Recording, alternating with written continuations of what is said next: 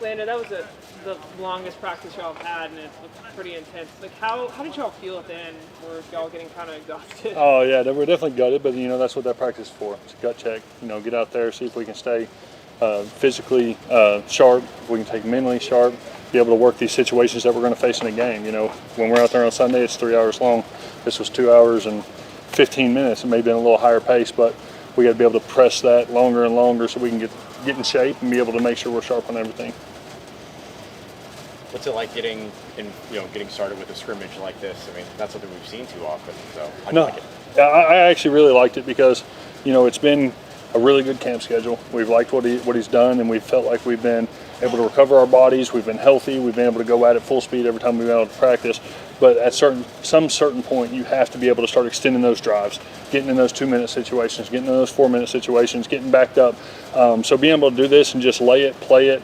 Nobody knows the script. They're not calling the perfect defense into the perfect offense. We're just going out there and playing a game. So I've really, really enjoyed it, and I think a lot of the other guys liked it too.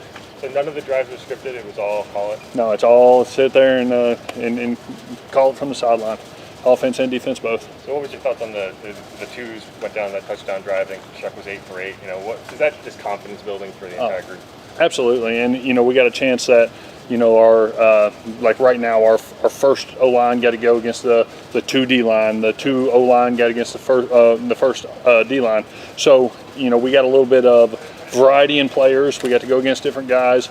So it's all a confidence booster for all of us because we're going against. We're not just going against the 3s or going against just the 2s. We're going against the guys that have been out there for years and years and played a lot of snaps in NFL football. How does it feel to be back to tackle?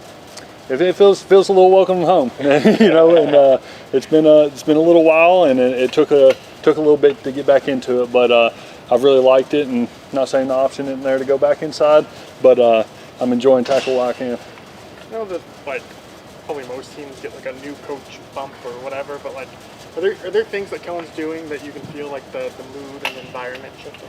Absolutely, and I think a lot of guys have a lot of respect for Kelvin, and I think he's doing some really good things. He has that new energy that's coming into this program. He's trying to create that culture that we're used to, and I think he's doing a really good job of that. He's really, what's the word? He's putting confidence in us as well. Not just us having to create that confidence for each other, but he's inspiring confidence in all of us. So I've really, really liked that, and I feel like everybody's backing him up. He's backing us up, and we're going to get on the train rolling. What are your impressions so far of the 3 quarterbacks? I think they're all really, really good candidates, and I think that they're out there and they're absolutely giving everything they got every single day to put their best work on film. And so I like every single one of them, and it's going to be an interesting competition, and I'm really excited to see it continue to go on. Does that kind of filter down the roster when you see the quarterback position having that type of competition, and everyone else kind of follows suit? 100%. It spurs on competition between everybody. It doesn't matter if you're an undrafted guy that just came in this year, or you're a year 8 guy. It's a competition every single day for that spot, for that position, and we're trying to iron sharpens iron. We're trying to go out there and put the best film we possibly can on, and then be able to perform at the best possibility, or perform the best we can as well. Landon, what do you like about Kelvin Banks coming in early, and what does he most need to do to be ready for week 1?